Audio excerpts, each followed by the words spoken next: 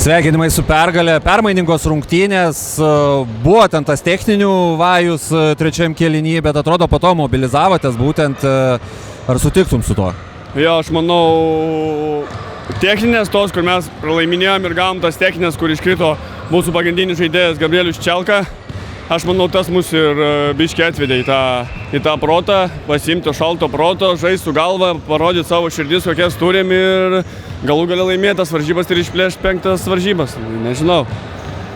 Skaičiai rodo, kad būdami lėčiausią žaidimą demonstruojanti komanda, mažiausiai atakų sureginti šiame sezone, demonstruojate efektyviausią puolimą, bet šitoj serijoje atrodo, kad protarpiais norisi greičiau žaisti, ar ne?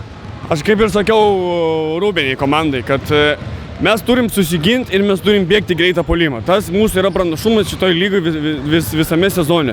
Mes jeigu įsiviliam į pozicinį su Kretinga, mums tai netinka. Jie susispaudžia baudos aikštelėje ir mums gaunasi, chaosas gaunasi. O mes turim gintis iš visos širdies, iš visų jėgų ir bėgti tą greitą puolimą, kas mums duoda tų vaisių visų ir viskas.